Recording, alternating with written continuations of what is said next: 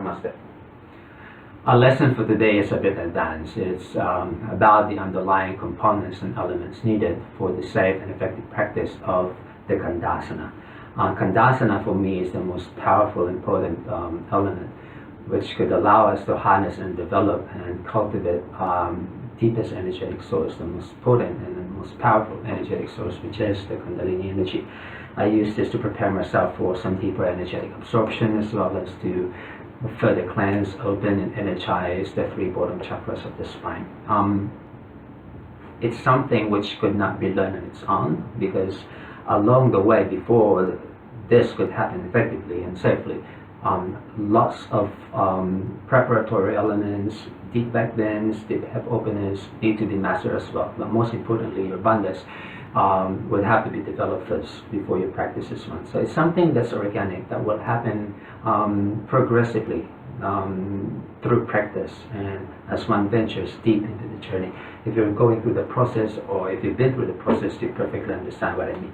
Alright, so from the outside it looks like the Kandasana is about twisting the knees, twisting the ankles, but yes, there are some degree of movement around the joints of your lower limbs, but the most important and the most essential movement is actually happening deep down the bottom of the hips, particularly along the SI joints and along the head of the thigh bone and the femur bone. And the structural movement needs to perfectly blend beautifully together with the distinct breath pattern, together with the engagement of the bandhas, particularly of the Uddiyana bandha and some of the Jalandhara bandha as well. So my goal for this tutorial is to add more insights regarding the energetic components as well as the distinct breath pattern. So when you blend beautifully all these components together with the structure, there's no pressure, there's no danger, and it serves the purpose. And not just do it once, but enjoy the experience over and over again. Right? So, a good way to prepare for the entry is actually practice your Uddiyana bandha done on the Baddha Konasana position. So, the way I do it is I will gently rock the hips forward and back while I do the Uddiyana bandha left with the breath pattern. So if you wanted to learn more about the rising breath pattern using the bandhas, I've posted some tutorials in the past. I will be including the link as well here, together with these lessons here. You can practice along. So let's do that. Now inhaling and just exhale easy, and inhale, rock it forward and up. So the breath is pulling upwards as your thigh bones gently externally rotate forward and back. Alright, so when you exhale, control the exhalation so you are not dumping your weight down. Rather, most of the weight is still confined upwards. Right? And you're sitting your hips gently down. So when you sit your hips down, you don't want to be dumping your weight down. So the alignment of your back is more of a neutral lift. So you're not flexing, neither you're extending too much. So it's like you are doing a Mahabandha, or where the bandhas are working in perfect unison. So let me just angle my structure so you can see both the back and the front sides. Yeah. So your arms need to go loose as well. Yeah, you don't want to be tightening the shoulders. Yeah, so otherwise, if your shoulders are tight, if your upper limbs are tight, the spine won't be able to move inside, and that's very dangerous, as it might compress the lumbar spine. It might hurt your lumbar region. So keep it relaxed, keep it passive. Yeah, good. All right. So just adjusting your feet a little closer. Yeah. Make a gentle space between your feet. I'm not really a proponent of squeezing, so for me the movement is more of a hugging and upwards action, and not tightening and compacting to the structure. So just allow your ankles to soften, just allow the outer or the bottom edges of your feet to soften, and then just move your hips a bit of a side to side. All right.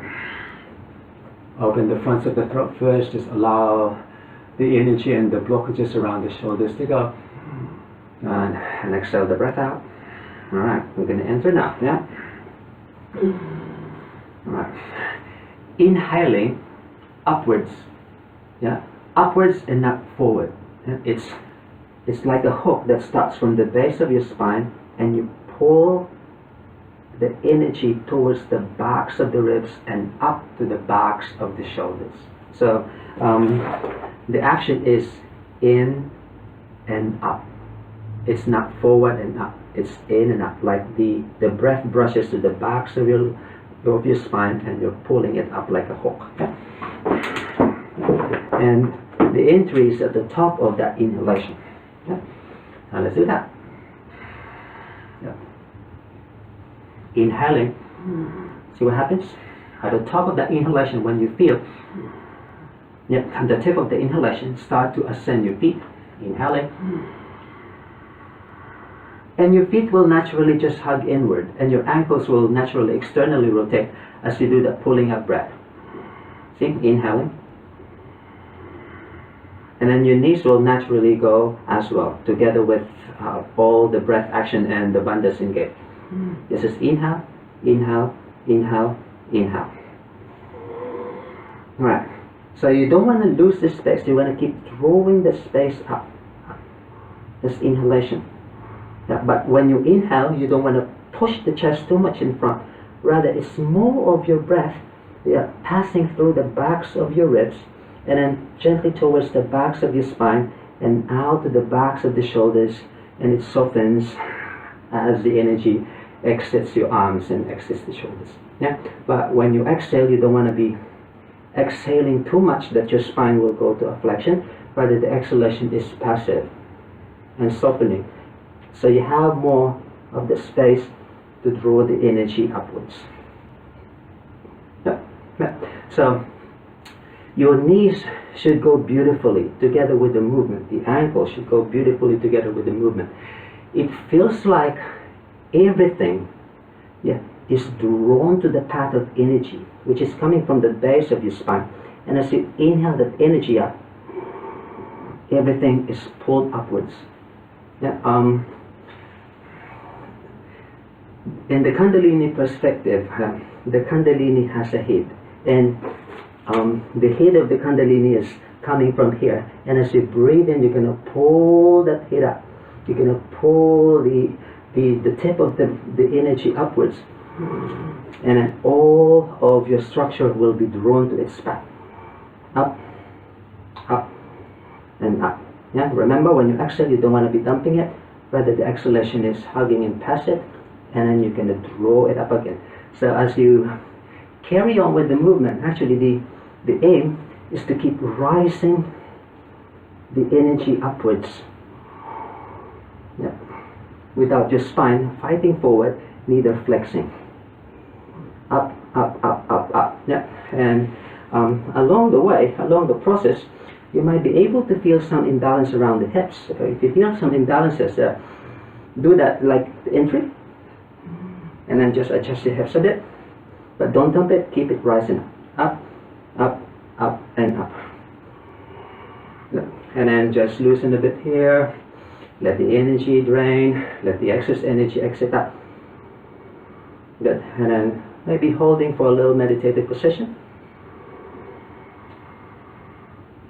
Alright, so there's no pressure along the knees. There's no pressure around the knees. There's no pressure around the ankles. They are like passively stretching. It's more of the energy pulling upwards. Alright. So how to release the asana? Yeah, it's as similar as the entry. Inhaling. Yeah, pull the tip of the energy up, and then clipping the top of the inhalation. Your feet, you don't want to push it. It pulls upwards, and they will naturally just untangle. This inhale, keep pulling upwards, keep pulling upwards. And when you feel your feet and the rest of your bottom legs relax, exhale the breath out. Right. And then to do the resetting, like similar as the entry, inhale, rock the hips forward and up. And gentle Uddiyana Bandha. Alright. your lower back lengthens slightly behind you. And exhale, let your hips reset. Alright, and then just straighten the legs, and then just go to your next flow. You know, whatever you're doing next. For me, the energetic component, the bandhas, as well as the breath pattern combined beautifully together with the action is more important. The Kandasana is something that happens organically as you venture along in the journey. But adding the deeper aspect of the breath and as well as the bandhas will allow you to really understand its meaning from the energetic point of view. It's difficult, it's not easy, but it's very rewarding at the end, as it will allow you to realize some deep energetic potentials you're holding inside your body that you never know existed. Right? Keep the practice, but more importantly, don't miss the compulsory preparatory elements. Back bends, hip openers, cleansing your kriyas, as well as developing your bandhas. It's a part of a long and complex process. Have faith, keep the practice alive, keep asking questions if you need. If there's any doubt, don't hesitate to ask questions. I'm always here to help. Right?